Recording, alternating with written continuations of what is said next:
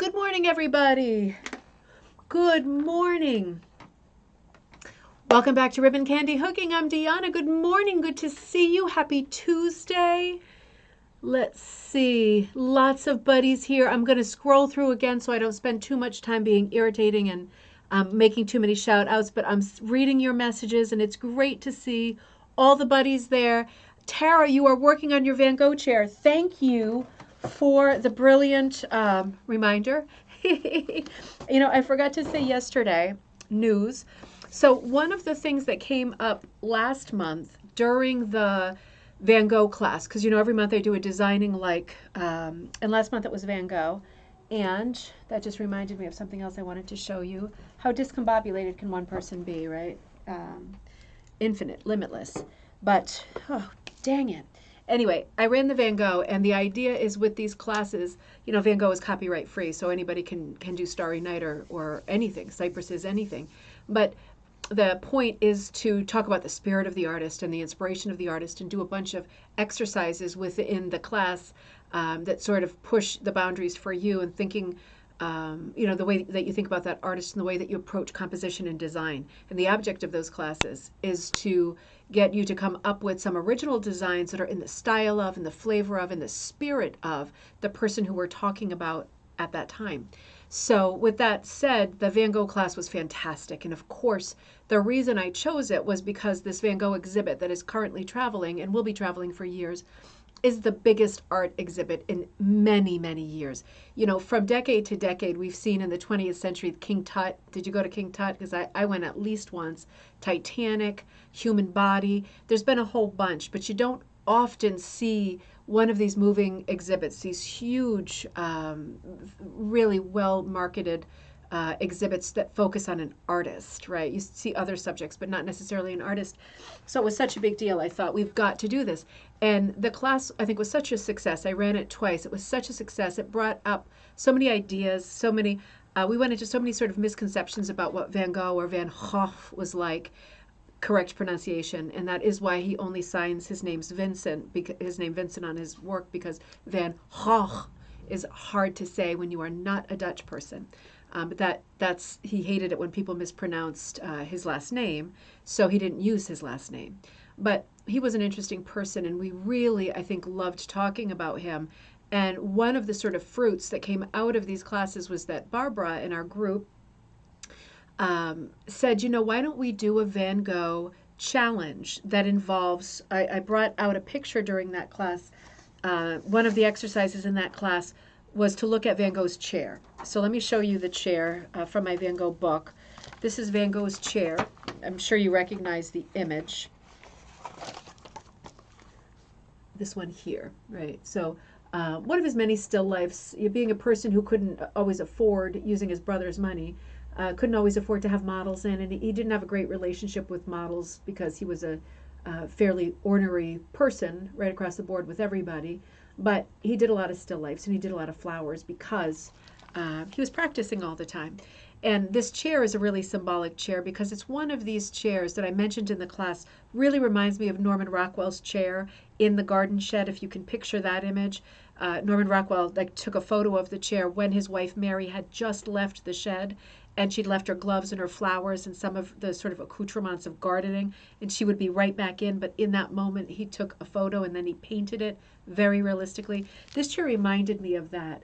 And so I turned it into an exercise in the class because I thought it's a still life, and it's also a strange sort of adaptation of a portrait, right, of a self-portrait. Depends on what you put on the chair. So Van Gogh's chair had his tobacco pipe in his pouch. And, if you can picture his self-portraits, he did often use his little pipe in his mouth to show himself. That's how he wanted you to see him, kind of avant-garde, sort of among that group of artists that were then in Paris, right? He moved to Paris to be near them. Didn't work out great in terms of personalities and friendships, but he liked to sort of portray himself as like a thoughtful Dutch person with pipe. So that's what he put on his chair. Now he also painted Gauguin's chair, and Gauguin was his roommate for some time during the time that he cut part of his ear off, just the lobe. It's not the whole thing. I don't know if that's any better, but That's Van Gogh's painting of Gauguin's chair. So they both had a little chair set up in their apartment. And what he said of painting Gauguin's chair was that he didn't make any reference to having put the pipe on his own, but that is one of his signature things. He wanted to put the books and the candle burning to suggest Gauguin's intellectual complexity. So Gauguin was a reader, and he probably read by candlelight, and that's why he put those things on the chair. So having had this conversation during the Van Gogh class, I brought out this picture, which is an exact picture of the chair that I drew, but there's nothing on the chair. So the question becomes, if you were to hook the chair, what do you put on the chair? And, you know, some people will say, well, I would put my family pet. I would put a pet who's passed away. I would put a person on the chair. I would put my favorite flowers on the chair. I would put something very silly on the chair, a garden gnome. It could be anything. It could really be anything. But it takes thought. It's a thoughtful exercise, and it takes thought. But this is what Barbara brought up. Doing a challenge wherein I will put this drawing is for you. This is something that you can use. You can take out, I drew this so you can take out any of the lines you want. You can take out the straw on the seat. You can take out the tiled floor. You can take out the line on the wall that sets it into the corner. It doesn't have to, it can be outside. It can be in the sky. It can be in orbit. It can be whatever you want. You can use, this photo is loaded onto Ribbon Candy Hooking right now, onto Barbara's post. And you are free to download this image, use it for anything that you want. And the idea of, Barbara wrote this out in Ribbon Candy Hooking, no, I'm sorry, not a Ribbon Candy Hooking, Facebook, Rug Hooking and Punch Needle Club, our social Facebook group. Barbara put this post, I added the photo for you to download. Big, small, any size you want, mutated, any size that you want.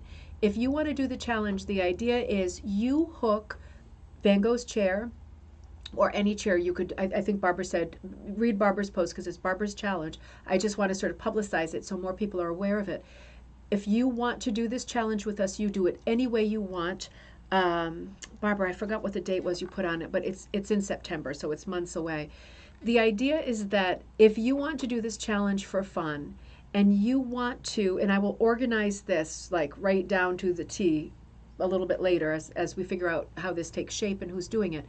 If you want to participate in this challenge, I'm going to set up an exhibition of our Van Gogh chairs. I'm going to find a place that is like suitable, maybe a nice sort of artsy space or something, but I will find a space and I will make a deal with somebody so that we can have a show.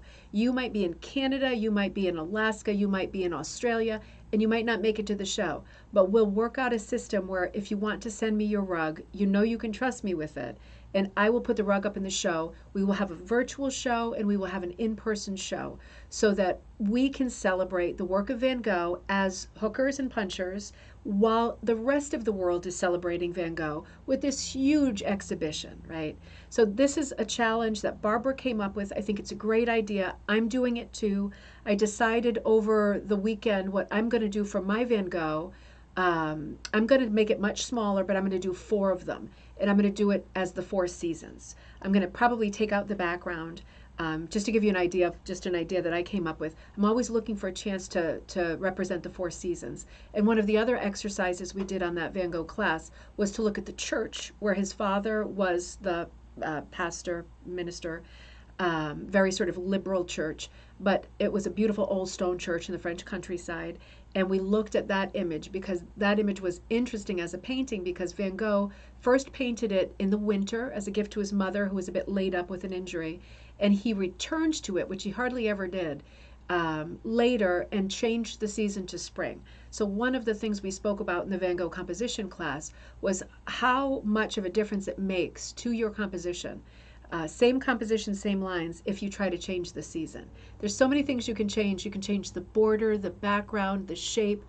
You can pull out colors and put new colors in. But if you change something like the season, that's a real moving target. So my idea is I'm going to do the miniature punch, the Russian punch, and do a series of 4 small chairs in 4 different seasons. You don't have to announce what you're going to do. We can do the same themes too. It doesn't matter. I'd like to have as many pieces as we can, physical pieces, pieces online for a virtual exhibit, but also pieces in person, because I think at this point in time, with getting back to normal, it would be good to put on not just me as a queen bee, but you too, if there's places in your community where you'd like to put on stuff and you want to use Coffee Time, or you want to use our Facebook group as a platform to say to people, listen, I'd like to put something up in my library, a local coffee shop. I think it's a good time for us to start putting our work out there so people become more aware of rug making in general as a hobby. And we get more people coming into not just our group, but coming into our world and being able to enjoy it the way that we enjoy it. So there will be lots on that in the Facebook group. You'll find Barbara's post. I have it for the moment pinned for the next few months to the top of the page.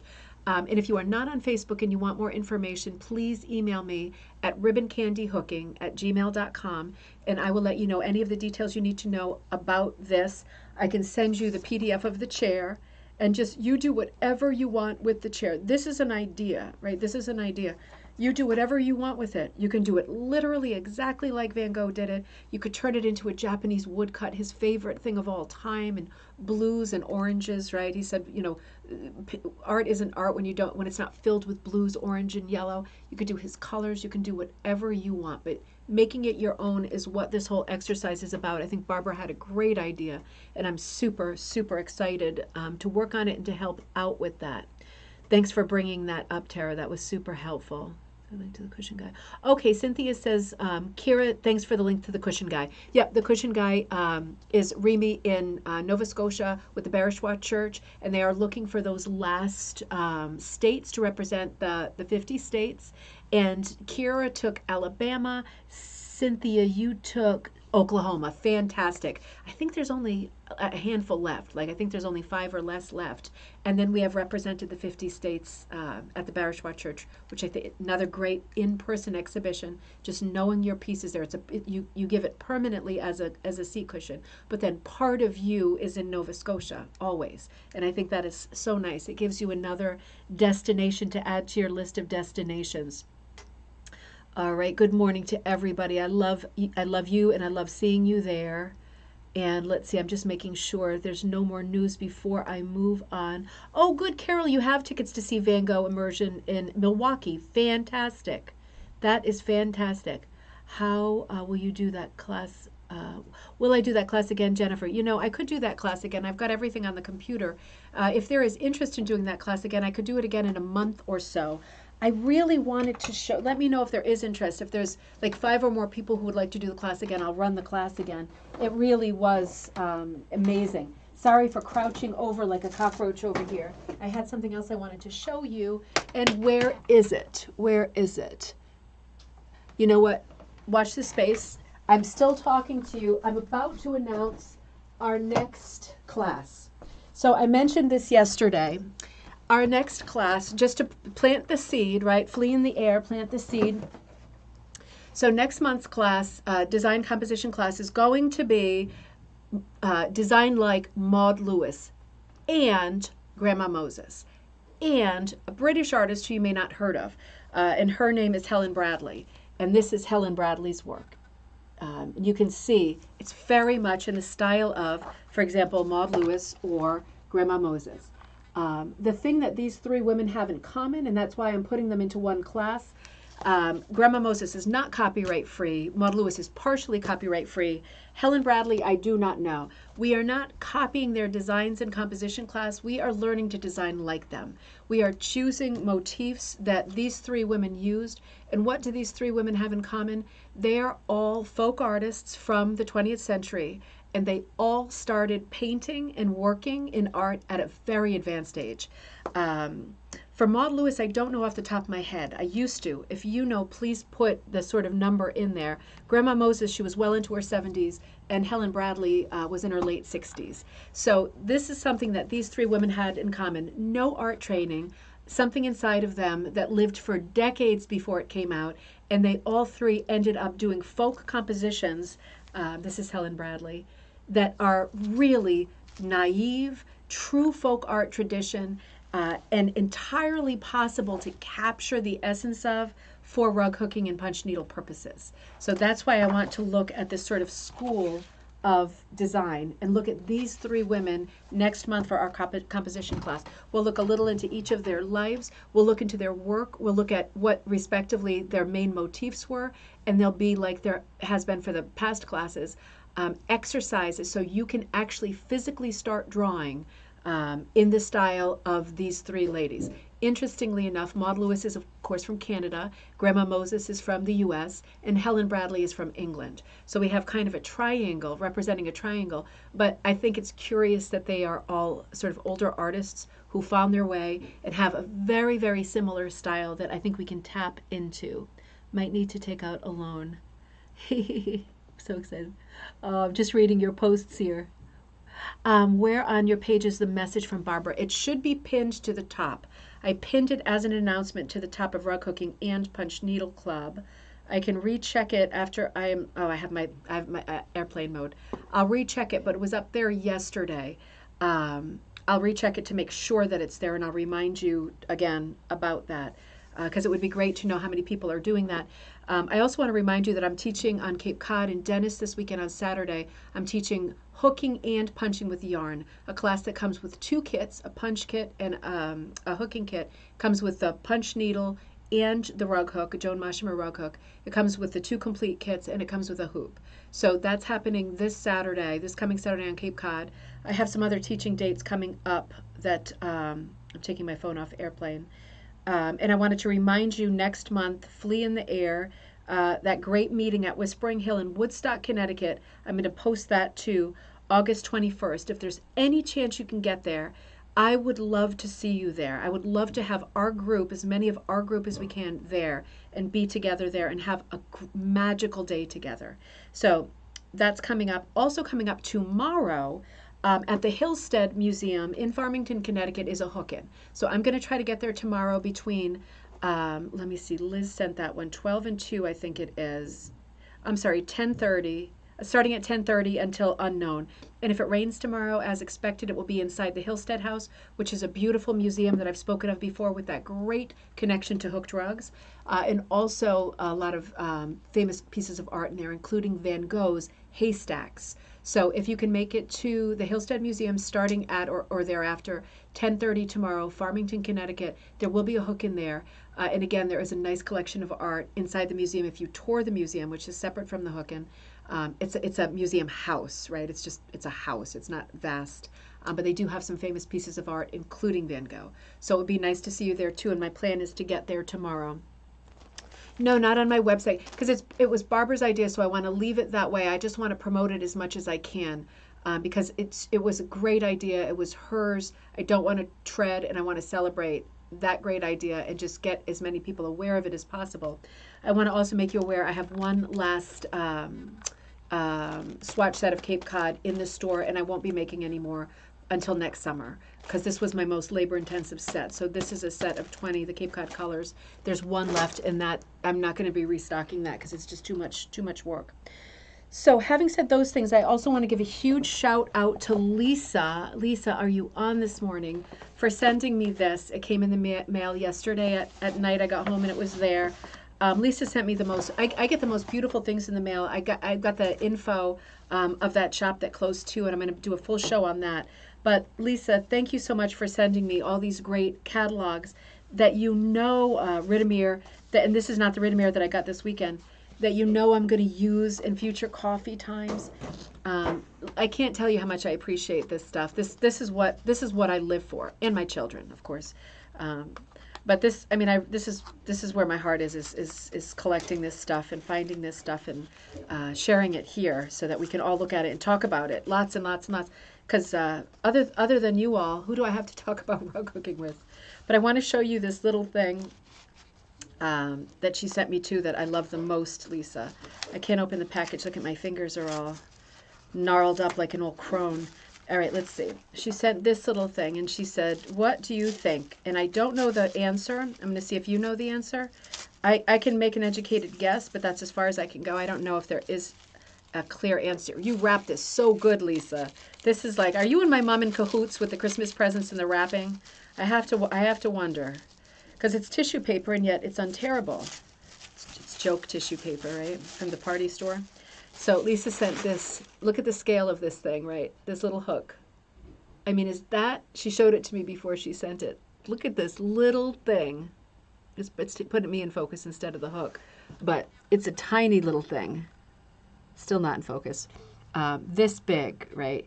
And Lisa said, what do you think? Do you think that's a child's hook? And I mean, I can only say, I have another hook that's about this size, teeny tiny. And I would have to say, educated guess, I assume it's a child's hook. I mean, it wouldn't be a learning hook for an adult hand, but we know that children began rug hooking at a very young age, very sharp tip, very well used. But I would say, I assume so. Although it fits in my hand really well too, and I don't have tiny hands. I don't have man hands, but you know, I have normal female hands, and it fits quite well. But at this size, I would say I think it probably is or was a child's hook. And thank you so much for this and for the books that you sent, because we will all enjoy them. We will all enjoy them, and we will document this great history that we all love. Okay, so thank you. And let's see, let's do some commentary. I want to return to the Cynthia Fowler book, Hooked Rugs, Encounters in American Modern Art. I want to remind you, Jennifer found out last Friday during cocktail time or before cocktail time that the best place to buy this book is from the publisher, who is Routledge, because they're selling this book at, Jennifer, it was like $40, $45. Which might sound like a lot for this book, but on eBay this book is like $180, $190, $220. All the copies are super, super inflated prices. So getting this straight from Routledge, the publisher, is how you want to get it. I want to remind you, this is, I think, my favorite rug hooking book. It is so dense and it is so academic. It is not a picture book. It's not a bedtime book. There's a few pictures in it. It's a knowledge book. It's an information book, and it is dense and rich and exciting. And Carol, there you are. Start them off early. That's right. Start them off early with a tiny little hook in their hands. But I'm enjoying this book immensely. And where we left off, we were talking about the modern rug. We had finished talking about Ralph Pearson, more or less, because he was one of the two really big names in sort of centering the modernist rug. Working with New York museums and department stores to really get the idea of this new modern rug into people's faces, right, under their noses, so that they would have the chance of selling it. Now, we were talking yesterday, Karen, about that, and it bears further research, so I don't have anything new on that whole, you know, Ralph Pearson had taught in Rockport, Mass., which we ended talking with yesterday, talking about Rockport, and we crossed over to Gloucester because there was a huge art colony there too at the beginning of the 20th century. I tried to find my book on that subject because it's about this thick, and I think I might have sold it or left it when I moved out of the Netherlands because it weighed about 15 pounds. Hope I didn't. Hope I wasn't that stupid, because it also cost a fortune. And that was put out by New England Preservation Society, or New England Historic Society. But anyway, more on that. But I'm starting today talking about a different art colony, and that's the art colony in Provincetown at the tip of Cape Cod, because Ralph Pearson crosses over to P-Town, Provincetown, P-Town. Incidentally, this color on top is called P-Town at night, with all these crazy neon colors and a dark background. Provincetown, in the beginning of the 20th century, was a very big destination for artists, primarily printmakers. And there was a sort of unofficial group that was called Provincetown Print. Most of the artists who went there were primarily printmakers, but crossed over into other mediums. One of those people was Blanche Lazelle. And I did an episode about Blanche Lazelle and other fine artists who hooked in Coffee Time last year. So if you look at past Coffee Times, you should be able to find Blanche Lazelle. She was one of the big players at Provincetown, and she was certainly in the direct orbit of Ralph Pearson. She knew him. They knew each other's work. They knew each other personally. She was another contributor to his rugs. So she was one of the artists in his stable of artists that designed rugs for him. Some of the modernist rugs that he produced were of Blanche Lazelle designs. That's a big deal because we've already covered her and we have some sort of familiarity with her. This whole Provincetown printmakers group is a big deal, not just for the art that was produced, that was very modern for its time, very colorful, very sunny, very abstract, architecturally driven, right? Remember architectural rugs yesterday? There were other artists who were in this orbit, and one of the other artists is Marguerite Zorak, who we also covered in Coffee Time ages ago. She, I think, is my favorite of this group of artists. She summered with her husband, William Zorak, who's the famous sculptor, in Provincetown in 1916, 1921, 1922, and 1923. So 4 years she would have been in contact with Ralph Pearson and Blanche Lizelle, and they were friends, so we know that they were. Let me fast forward to the thumbnail that I put up for today. It's one of the Marguerite Zorak rugs that when we covered Marguerite Zorak, I didn't have this rug. This rug did not appear at all online. It was not available as an image online, and it is in this book. It is of horses. I have it sideways in our thumbnail. It's called Trees and Horses, designed and executed by Marguerite Zorak. It doesn't say what year she made it. It is in the Smithsonian American Art Museum, so it's in the Smithsonian. And this is what it looks like.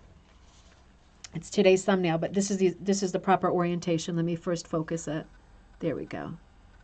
And you can see the sort of patterning. She's got that sort of clamshell kind of scallop, lamb's tongue, whatever you call it, around the edges, but she's done a lot of patterning throughout with horses and trees. So no surprise, it has a bit of an Arabian kind of feel, a bit of a Persian kind of a feel. It has a lot of crossover going on here. Oh, hey, Lisa. Lisa, I just gave a big shout out to you for the package you sent me, so I hope you rewind later and watch.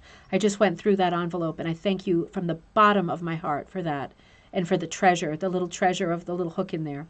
So this is Marguerite Zorak, and she is one of the players, and she does cross with Blanche Lizelle and Ralph Pearson. So all of this ties up together, and isn't it wonderful what we're getting to a point in our storytelling at Coffee Time here where we're starting to connect all these loose ends that are just dangling. They're connecting. That makes me feel really happy. It makes me feel like we're on track. All the things that I find, all the things that you send me, all of the links and ideas that you send me that I'm able to use for these episodes, together we're making something that comes full circle, right? And I feel like this is important work that we're doing, reading and listening and going through this information together, brainstorming together. So this Provincetown connection is a big one, and we will come back. I think we will come back to that again in the future. But this story of Ralph Pearson kind of shifts, right? There's going to be a downshift at some point, and it's going to sort of come for him in the late 1920s when he comes into contact with a woman called Frances Miller. And she is one of these progressive agents. She has an interior design shop in New York, and she markets Ralph Pearson's rugs. And her shop is on East 57th Street. In 1928, starting in 1928, for 3 years, she carries his Modernist rugs. Again, they're not called that. They're just called modern rugs, of good design architecture rugs, made by Americans, made in America, and all of this stuff, the way they promoted it. But her shop was recognized in the New York Post as one of the first shops to handle only modern designs. So she was really something different and something special. I'm going to run over, I'm sure, today. This is a quote from her autobiography. Incidentally, there are no Frances Miller rugs or any sort of firsthand information about Frances Miller online. So this is all coming from Cynthia in this amazing book. So this is a quote. I'm reading directly. This is Frances Miller speaking. Although contemporary furniture, this is her autobiography. Although contemporary furniture and accessories were becoming more available, I could not find imaginative floor coverings. It was the fashion to import Oriental and French rugs from Europe. I wanted a modern American product that would be suitable to the type of modern interior I was designing. I got in touch with Ralph Pearson, whose lectures I had attended, whose books I had read, and with whom I had taken a correspondence course. Ralph at that time was also interested in contemporary floor covering and had his own designs, and those of George Biddle, the painter, made up into hooked rugs.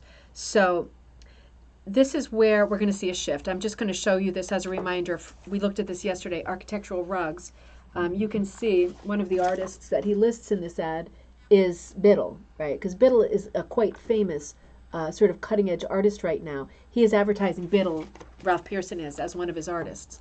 So there's this great collaboration between Frances Miller and Ralph Pearson for 3 years in the 1920s.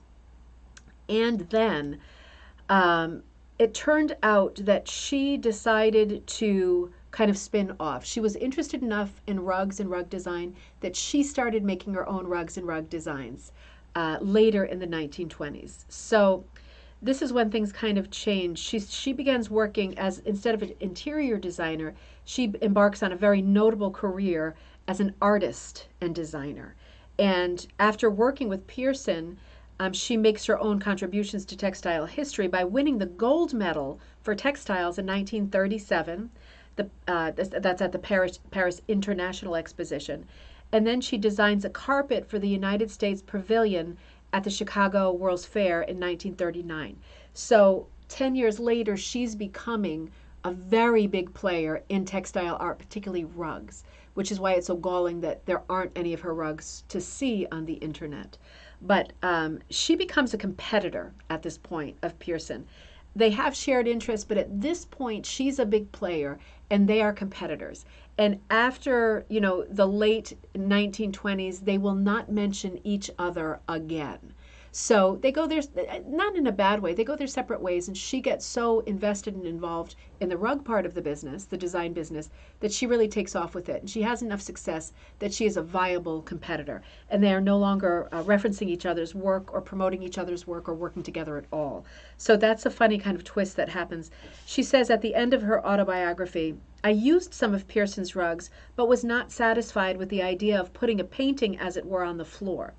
Rejecting Pearson's rugs as too closely connected to painting, she began to design her own rugs, noting that what did appeal to her about the Pearson project was his use of, basically, I'm paraphrasing, the hooked rug, the Americana part of it, using the hook rug as a vehicle for making these new rugs. That's the part that she liked, but she didn't like him using paintings directly as the inspiration for the designs on the hooked rugs. So she'll go in a slightly different direction. In a 1941 article for the Christian Science Monitor, the magazine recognized Miller for what could have easily and interchangeably have been Ralph Pearson or the Hex, because they wrote that Miller was a pioneer in the field of contemporary American decorative art. Mrs. Miller has for 10 years been using the hand-hooked rug as a medium for adapting the traditional New England technique to modern requirements. So there are going to be contemporary magazine articles in the 1920s, 1930s that will talk about all these players as great pioneers. But it's important to note, Cynthia's noting, I'm reinforcing the sentiment that it's not just one person. It's not just Francis Miller. It's not just Ralph Pearson. It's not just the Hex. There's quite a few people at this time who are using the hooked rug as a vehicle because of all of the tropes, because of the nostalgia, because of the historical sentiment attached to a hooked rug. They're using it as a vehicle for modern art. And it's not just one person. And nobody is a pioneer at it because they're doing it at the same time. Now, this is an example of what Francis Miller's work looked like. So you can see why, at least later in life, she seems to scoff at Ralph's work. She does something that almost looks like Escher, like sort of tessellating, right? Oh, Kira, yep, good one. I'll mention that in just a sec. She does these kinds of tessellations. So she really makes a point of moving away from using fine art painting as the inspiration that translate directly into a rug design, and she's doing something that is viably quite different. So there is a break there. Oh, Martha, it's good to see you. Martha just ordered the book for the August book club. And remember, I haven't announced a date yet because I still have that crazy pipe dream. It's only a day old, that Tracy Chevalier is going to return my message by some chance and maybe come on the call with us. I was pronouncing her name wrong, like Downeth Monahan did last month with our last book. But the book for this coming month is A Single Thread by Tracy Chevalier, and she is very famous author, as we know. But we'll see what happens. I will announce a date in August, but I'm kind of giving her a minute to see if she responds. Kira just pointed out, not this Friday. I won't run a show this Friday because I'm teaching on Saturday. So I can't be at home on Friday night. I feel like I need to be closer to the Cape so I don't get stuck in traffic and miss my teaching date. So I won't be live on Friday night. I'm sorry, this week for cocktail night. So I'm running over in episodes during the week. But next Friday night, not the coming, but the next Friday night, Kira is already working on bingo. And Kira, do you want to write in your words in the comment what the theme is? Because she's asking for people to submit pictures of animals. I'm going to let you write a comment, and then I'm going to read the comment. Kira is already putting the bingo game together for not this Friday, next Friday. And I am cutting it down to a smaller card because it has been for me and for you, I'm sure, just too long of a show. So it will be a shorter card, snippety snap, quick, shooting more for like an hour show. So I'll look and see if Kira writes back on that. So moving away from, I am going to run over here. Moving away from Ralph, we come to, wonder if I should actually stop here. I probably should. Could we come to the Hex, Hecht? I think I will hold off there. I think I will hold off. So we start with Zoltan and Rosa Hecht tomorrow and their company, which was called New Age or New Age Association, because there are some nice images in this book of their work. And I have another periodical, Nature Life or something, this one here, that I want to show tomorrow that relates to the Hex company. I ordered this 1931 magazine because I knew some of their rugs were in it because of Cynthia's great noting in the footnotes. But let me end this episode. I'm waiting for Kira. And Kira's also at work, so not too much pressure there. Let me show you some of the other color pictures they show here. I think we saw Railroads, Thomas Hart Benton. We talked on either Friday or Monday about Benton. I might have shown these. These are two with very bad light in here today. It is a tough photo. It's blue on blue with a very blue magenta. But these are Thomas Benton images, both called Railroad for Ralph Pearson. Is the bottom one Railroad? No, top one is Railroads. They're both called Railroads. So it's going to be a variation. But these are Thomas Benton. Of course, he's another artist of the period. You see an abstract nude. You probably see a hearth. You see whatever your eye sees, but it's a bit of a kaleidoscope. Furniture, possibly a bird. And this one also called Railroad or Railroads. Very, very dark photo. So not much I can do about that. Very dark photo. I think there's a Blanche Lazelle in here that I wouldn't want to miss showing you. Let's see. Well, she will cover later in the book Helen Albee. And we've covered Helen Albee like crazy. This is the design that Helen Albee went to most, the two checkered squares in the middle. That really is an Eastern design more than a Native American design. If you look at designs for Eastern rugs, imports, you get that double diamond or double square often. So it is a play on that with a little bit of extra bling. This one is this is a Blanche Lazelle. So let me show you this one. So this is from the Provincetown School. Blanche Lazelle was firmly cemented in the Provincetown School. Please give us a thumbs up. I did do an episode on her, so you could Google back if you wanted to on both Blanche Lazelle and Marguerite Zorak. But that is another great image. This is another Blanche Lazelle. So there aren't a ton of color photos in this book. This is, again, a very academic work.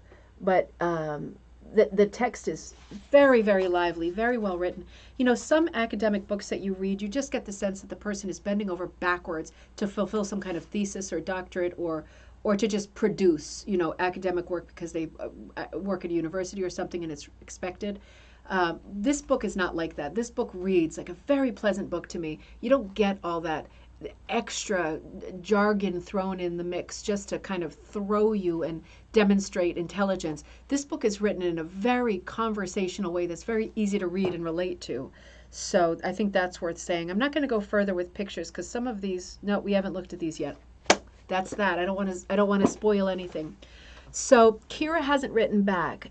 So I will say, just be aware for the moment, and I'll post something in the Facebook group. Just be aware that not this coming Friday, next Friday is bingo, and the theme Kira came up with is animals. And she is hoping that you will send in to her, and I have her email address, so I'll be able to forward that to you. She wants you to send in any rugs that you may have of not just animals, but anything living. If you have hooked a rug of anything living, animals, plants, farm animals, pets, anything like that, that will be the theme of the next bingo night. So I will get more information from Kira, and I will figure out if it's okay to share her email address just publicly. You can always write to me on ribboncandyhooking@gmail.com and send it, and I can forward it. Or I can try to get that information to you so you can scramble for your images and see if you can send some. I would like to use as many of your images as I can on the cards. It's nice because I know you'll be watching too. So anyway, good. All right, we will leave it at that tonight, and tomorrow we will talk. We'll start talking about the hex. Wait till you see what their contribution is. I'm going to give you a preview. I can't resist. This is one of my favorite rugs that I've ever seen. A lot of the rugs that we've been looking at. I'm into the Nature magazine here, the 1938 Nature magazine. A lot of these modernist rugs we're looking at are architectural. That's the way Ralph Pearson liked it.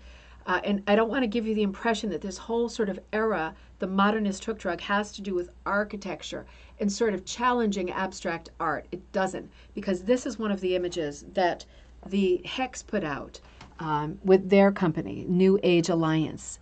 And it's called Mother Goose on a Broomstick. And you can see she's both riding a goose and she's holding a broomstick. Seems like a bit unnecessary, right? But anyway, she's got both modes of transportation. Should something happen, it's good. I guess that's her spare tire holding that broomstick. But I'm just wanting to show this because I want to make the point that not all of the rug making, the design of the rug making in this era is abstract and challenging. Some of it is fun, but it's very stylized and different. So that's where we'll start tomorrow, talking about the Hex. They were a little bit more accessible in their designing. They were a little less artsy and abstract in their designing. And their company in general certainly put more of an emphasis on the rural worker than like a factory worker, handing rugs off in a factory setting, assembly line setting. The Hex were very interested in giving work to rural people who are already sort of trained in rug making and could use the work. So they were a slightly different company than Ralph Pearson. And we will start with that tomorrow. Have a great afternoon, everybody. I'm going to get back to orders and doing what I'm doing. And I will look forward to seeing you for coffee time tomorrow. Oh, the Hillstead is tomorrow, isn't it? Oh, boy. All right. I will post. You know what I think I'm going to do? I'm going to not do coffee time tomorrow on Wednesday in hopes that I can make it to the Hillstead and I'm in a good place with my work and my orders. And I will run coffee time this week on Thursday. I'm sorry, instead of Zoom. I will run it on Thursday. So we will pick up with the Hex on Thursday. I want to leave myself the chance to get to the Hillstead tomorrow, starting at 10:30 in case you're going to the Hillstead. I would like to see you there. I'm going to really push to get there myself. So we will resume with coffee time on Thursday of this week, not Wednesday. Okay, sorry. I'm going to leave that up to Kira. I will see you on Thursday. Have a great day tomorrow, everybody. Take care.